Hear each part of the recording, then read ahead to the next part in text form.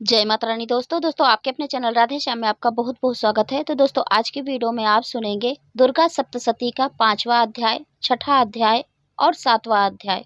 और दोस्तों इस अध्याय में देवताओं की स्तुति से प्रसन्न होकर माँ गौरी काली माँ का रूप धारण करके दैत्यों का संहार करती हैं।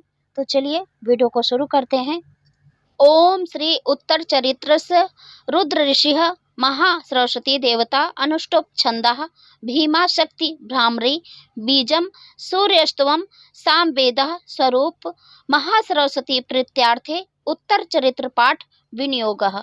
ऋषि कहते हैं, पूर्व काल में शुंभ और निशुंभ नामक असुरों ने अपने बल के घमंड में आकर सपीपति इंद्र के हाथ से तीनों लोकों का राज्य और यज्ञ भाग छीन लिए। वे ही दोनों सूर्य, चंद्रमा, कुबेर, यम और वरुण के अधिकार का भी उपयोग करने लगे। वायु और अग्नि का कार्य भी वे ही करने लगे। उन दोनों ने सब देवताओं को अपमानित, राजभ्रष्ट, पराजित तथा अधिकारहीन करके स्वर्ग से निकाल दिया। उन दोनों महान असुरों से तिरस्कृत देवताओं ने अपराजिता देवी का स्मरण किया और सोचा, जगदम्बा ने हम लोगों को वर दिया था कि आपत्ति काल में स्मरण करने पर मैं तुम्हारी सब आपत्तियों का नाश कर दूंगी। यह विचार कर देवता गिरिराज हिमालय पर गए और वहां भगवती विष्णु महामाया की स्तुति करने लगे। देवता बोले, देवी को नमस्कार है, महादेवी शिवा को सर्वदा नमस्कार है, प्रकृति एवं भद्रा को प्रणाम है। हम लोग नियम पूर्वक जगदम्बा को नमस्कार करते हैं। रौद्रा को नमस्कार है, नित्या गौरी एवं धात्री को बारंबार नमस्कार है। ज्योतिषमयी चंद्र रूपिणी एवं सुख स्वरूपा देवी को निरंतर प्रणाम है। शरणागतों का कल्याण करने वाली वृद्धि एवं सिद्धि रूपा देवी को हम बारंबार प्रणाम करते हैं। नेत्रत्ती राक्षसों की लक्ष्मी, राजाओं की लक्ष्मी तथा सर्वाणी शिवपत्नी स्वरूपा आप जगदम्बा को बार बार नमस्कार है। दुर्गा, दुर्गा पारा, दुर्गम संकट से पार उतारने वाली, सारा सबकी सारभूता, सर्वकारणी ख्याति कृष्णा और धूम्रा देवी को नमस्कार है। अत्यंत सौम्य तथा रौद्र रूपा देवी को हम नमस्कार करते हैं, उन्हें हमारा बारंबार प्रणाम है। जगत की आधार भूताकृति देवी को बारंबार नमस्कार है।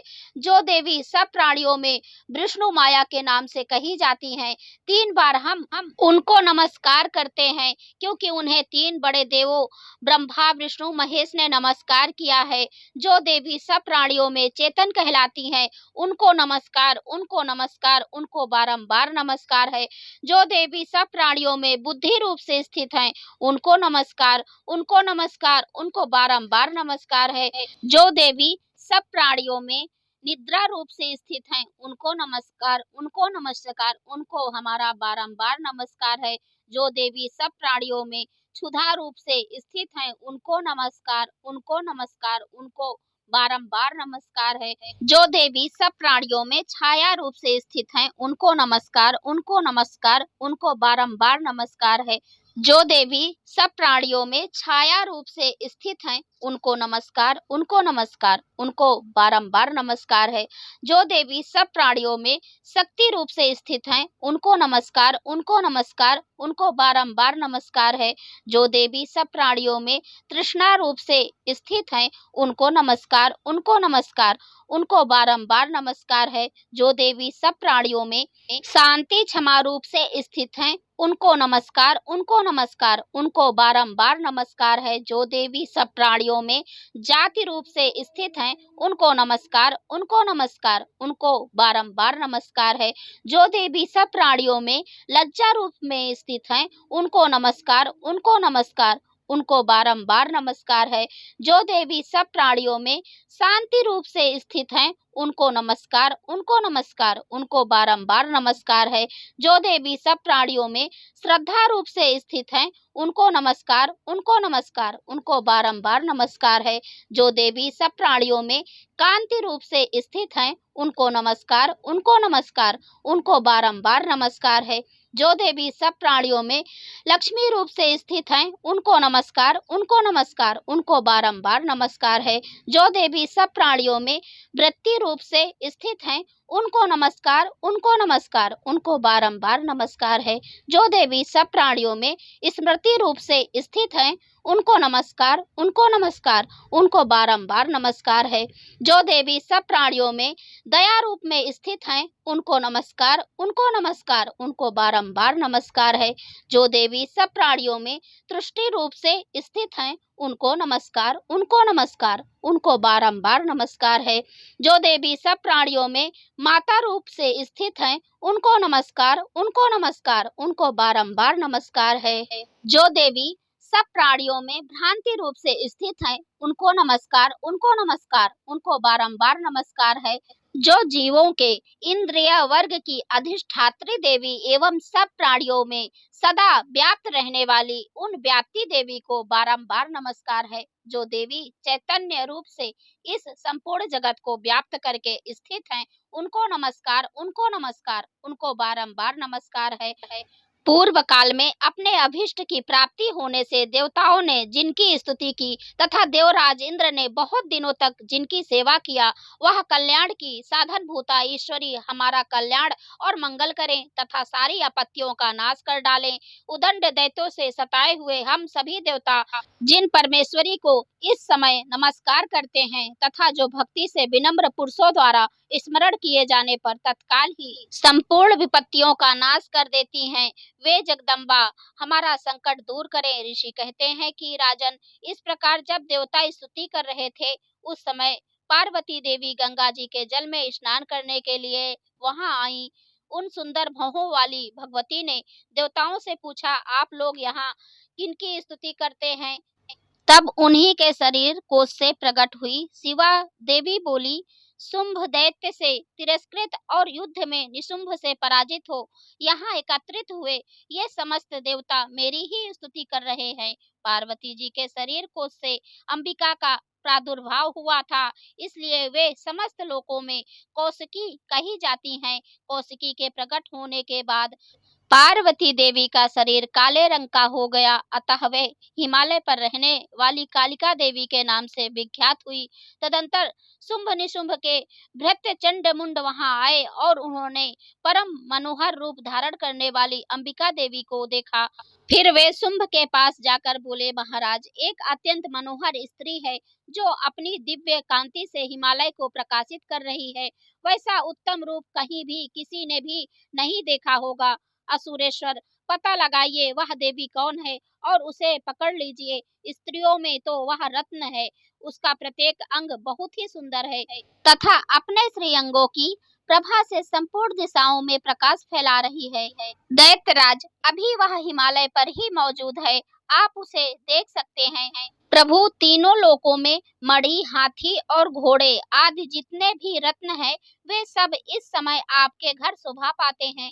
जैसे कि हाथियों में रत्नभूत एरावत हाथी और पारिजात का वृक्ष और यह उच्चैश्रवा घोड़ा, यह सब आपने इंद्र से जीत लिया है। हंसों से जुता हुआ यह विमान भी आपके आंगन में शोभा पाता है। यह रत्नभूत अद्भुत विमान जो पहले ब्रह्मा जी के पास था, अब आपके यहाँ लाया गया है। यह महापद्म नामक निधि आप कुबेर से छीन लाए हैं। समुद्र ने भी आपको किष्करणी नाम की माला भेंट की है, जो केसरों से सुशोभित है और जिसके कमल कभी कुम्भलाते नहीं। सुवर्ण का वर्षा करने वाला वरुण का छत्र भी आपके घर में शोभा पाता है तथा यह श्रेष्ठ रथ जो पहले प्रजापति के अधिकार में था, आपके पास मौजूद है। दैत्येश्वर, मृत्यु की उत्क्रांतिदा नाम वाली शक्ति भी आपने छीन ली है तथा वरुण के पास और समुद्र में होने वाले सब प्रकार के रत्न आपके भाई निशुंभ के अधिकार में है। अग्नि ने भी स्वतः शुद्ध किए हुए 2 वस्त्र आपकी सेवा में अर्पित किए हैं। दैत्यराज, इस प्रकार सभी रत्न आपने एकत्र कर लिए हैं, फिर जो यह स्त्रियों में रत्न रूप कल्याणमयी देवी है, इसे क्यों नहीं अपने अधिकार में कर लेते हैं? ऋषि कहते हैं, चंड मुंड का यह वचन सुनकर शुंभ महादैत्य ने सुग्रीव को दूत बनाकर देवी के पास भेजा और कहा, तुम मेरी आज्ञा से उसके सामने ये बातें कहना और ऐसा उपाय करना जिससे प्रसन्न होकर वह शीघ्र ही आ जाए। वह दूत पर्वत के अत्यंत रमणीक प्रदेश में जहाँ देवी मौजूद थी गया और मधुर वाणी में कोमल वचन बोला। दूत बोला, देवी दैत्यराज शुंभ इस समय तीनों लोकों के परमेश्वर हैं। मैं उन्हीं का भेजा हुआ दूत हूँ और यहाँ तुम्हारे ही पास आया हूँ। उनकी आज्ञा सदा सब देवता एक स्वर में मानते हैं, कोई उसका उल्लंघन नहीं कर सकता। ये संपूर्ण देवताओं को परास्त कर चुके हैं। उन्होंने तुम्हारे लिए जो संदेश दिया है उसे सुनो। संपूर्ण त्रिलोकी मेरे अधिकार में है। संपूर्ण देवता भी मेरी आज्ञा के अधीन चलते हैं। संपूर्ण यज्ञ भागों को मैं ही पृथक पृथक भोगता हूँ। तीनों लोकों में जितने श्रेष्ठ रत्न हैं वे सब मेरे अधिकार में हैं। देवराज इंद्र का वाहन ऐरावत जो हाथियों में रत्न के समान है मैंने छीन लिया है। क्षीर सागर का मंथन करने से जो अश्व रत्न उच्चस्व प्रकट हुआ था उसे देवताओं ने मेरे पैरों पर पड़कर समर्पित किया है। सुंदरी, उनके सिवा और भी जितने रत्नभूत पदार्थ देवताओं, गंधर्वों और नागों के पास थे वे सब मेरे पास ही आ गए हैं। देवी, हम लोग तुम्हें संसार की स्त्रियों में रत्न मानते हैं, अतः तुम हमारे पास आ जाओ, क्योंकि रत्नों का उपभोग करने वाले हम ही हैं। चंचल कटाक्षों वाली सुंदरी, तुम मेरे या मेरे भाई पराक्रमी निशुंभ की सेवा में आ जाओ, क्योंकि तुम रत्न स्वरूपा हो। मेरा वरण करने से तुम्हें तुलना रहित महान ऐश्वर्य की प्राप्ति होगी। अपनी बुद्धि से यह विचार कर तुम मेरी पत्नी बन जाओ। ऋषि कहते हैं, दूत के यूं कहने पर कल्याणमयी भगवती दुर्गा देवी जो इस जगत को धारण करती हैं मन ही मन गंभीर भाव से मुस्कुराई और इस प्रकार बोली। देवी ने कहा, दूत तुमने सत्य कहा है, इसमें तनिक भी मिथ्या नहीं। शुंभ तीनों लोकों का स्वामी है और निशुंभ भी उसी के समान पराक्रमी है, किंतु इस विषय में मैंने जो प्रतिज्ञा कर ली है उसे मिथ्या कैसे करूं। मैंने अपनी अल्प बुद्धि के कारण पहले से जो प्रतिज्ञा कर रखा है उसको सुनो। जो मुझे संग्राम में जीत लेगा, जो मेरे अभिमान को चूर्ण कर देगा तथा संसार में जो मेरे समान बलवान होगा वही मेरा स्वामी होगा। इसलिए शुंभ अथवा महादैत्य निशुंभ स्वयं ही यहाँ पधारे और मुझे जीतकर शीघ्र ही मेरा पारिग्रहण कर लें। इसमें विलंब की क्या आवश्यकता है। दूत बोला कि देवी तुम घमंड में भरी हो, मेरे सामने ऐसी बातें ना करो। तीनों लोकों में कौन ऐसा पुरुष है जो शुंभ निशुंभ के सामने खड़ा हो सके। देवी, अन्य दैत्यों के सामने भी सारे देवता युद्ध में नहीं ठहर सकते, फिर तुम अकेली स्त्री होकर कैसे ठहर सकती हो। जिन शुंभ आदि दैत्यों के सामने इंद्र आदि देवता भी युद्ध में खड़े नहीं हुए, उनके सामने तुम स्त्री होकर कैसे जाओगी। इसलिए तुम मेरे कहने से शुंभ निशुंभ के पास चली चलो। ऐसा करने से तुम्हारे गौरव की रक्षा होगी, अन्यथा जब वे केस पकड़कर घसीटेंगे तब तुम्हें अपनी प्रतिष्ठा खोकर जाना पड़ेगा। देवी ने कहा, तुम्हारा कहना ठीक है। शुंभ बलवान है और निशुंभ भी बड़े पराक्रमी है, किंतु क्या करूं। मैंने पहले बिना सोचे समझे प्रतिज्ञा कर ली है, अतः अब तुम जाओ। मैंने जो कुछ कहा है वह सब दैत्यराज से आदर पूर्वक कहना, फिर उन्हें जो उचित जान पड़े वे करें। इति श्री मार्कंडेय पुराणे सर्वर्णे मनवंतरे देवी महामते देव्या दूत संवादो नाम पश्चिमोध्याय संपूर्णम। ऋषि कहते हैं, देवी का यह कथन सुनकर दूत को बड़ा अमरस क्रोध हुआ और उसने दैत्यराज के पास जाकर सब समाचार विस्तार पूर्वक कह सुनाया। दूत के वचनों को सुनकर दैत्यराज कुपित हो उठा और दैत्य सेनापति धूम्रलोचन से बोला, धूम्रलोचन तुम शीघ्र अपनी सेना साथ लेकर जाओ और उस दुष्टा को केस पकड़कर घसीटते हुए जबरदस्ती यहाँ ले आओ। उसकी रक्षा करने के लिए यदि कोई दूसरा खड़ा हो तो वह देवता, यक्ष अथवा गंधर्व कोई भी क्यों ना हो, उसे अवश्य मार डालना। ऋषि कहते हैं, शुंभ के इस प्रकार आज्ञा देने पर धूम्रलोचन दैत्य 60,000 असुरों की सेना को साथ लेकर वहां से तुरंत चल दिया। वहां पहुंचकर उसने हिमालय पर रहने वाली देवी को देखा और ललकार कर कहा, अरे तू शुंभ निशुंभ के पास चल। यदि इस समय प्रसन्नता पूर्वक मेरे स्वामी के समीप नहीं चलोगी तो मैं बलपूर्वक झोटा पकड़कर घसीटते हुए तुझे ले चलूंगा। देवी बोली, तुम्हें दैत्यों के राजा ने भेजा है, तुम स्वयं ही बलवान हो और तुम्हारे पास विशाल सेना भी है। ऐसी दशा में यदि तुम मुझे बलपूर्वक ले चलोगे तो मैं तुम्हारा क्या कर सकती हूँ। ऋषि कहते हैं, देवी के यूं कहने पर असुर धूम्रलोचन उनकी ओर दौड़ा। तब अंबिका ने हुम शब्द के उच्चारण मात्र से ही उसको भस्म कर दिया। फिर तो क्रोध में भरी हुई दैत्यों की विशाल सेना और अंबिका ने एक दूसरे पर तीखे साइको शक्तियों तथा फरसों की वर्षा प्रारंभ की। इतने में ही देवी का वाहन सिंह क्रोध में भरकर भयंकर गर्जन करके गर्दन के बालों को हिलाता हुआ असुरों की सेना में कूद पड़ा। उसने कुछ दैत्यों को पंजों की मार से, कितनों को अपने जबड़ों की मार से और कितने ही महादैत्यों को पटक कर ओठ की दाढ़ों से घायल करके मार डाला। उस सिंह ने अपने नखों से कितनों के पेट फाड़ डाले और थप्पड़ मारकर कितनों के सिर धड़ से अलग कर दिए, कितनों की भुजाएं और मस्तक काट डाले तथा अपने गर्दन के बाल हिलाते हुए उसने दूसरे दैत्यों के पेट फाड़कर उनका रक्त चूस लिया। अत्यंत क्रोध में भरे हुए देवी के वाहन उस महाबली सिंह ने क्षण भर में ही असुरों की सारी सेना का संहार कर डाला। शुंभ ने जब सुना कि देवी ने धूम्रलोचन असुर को मार डाला तथा उसके सिंह ने सारी सेना का सफाया कर डाला, तब उस दैत्य को बड़ा क्रोध हुआ। उसका ओंठ कांपने लगा। उसने चंड और मुंड नामक दो महादैत्यों को आज्ञा दी कि हे चंड और हे मुंड, तुम लोग बहुत सी सेना लेकर वहां जाओ और उस देवी के झोटे पकड़कर अथवा उसे बांधकर शीघ्र उसे यहाँ ले आओ। यदि इस प्रकार उसके लाने में तुम्हें संदेह हो तो युद्ध में सब प्रकार के अस्त्र शस्त्रों तथा समस्त आसुरी सेना का प्रयोग करके उसकी हत्या कर डालना। उस दुष्टा की हत्या होने तथा सिंह के मारे जाने पर उस अंबिका को बांधकर साथ ले शीघ्र ही लौट आना। इति श्री मार्कंडे पुराणे सर्वणे मन्वंतरे देवी महामते शुंभ निशुंभ सेनापति धूम्रलोचन बधो नामो षष्ठो अध्याय संपूर्णम।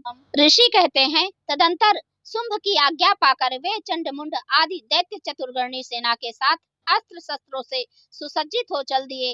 फिर गिरिराज हिमालय के सुवर्णमय ऊंचे शिखर पर पहुंचकर उन्होंने सिंह पर बैठी हुई देवी को देखा।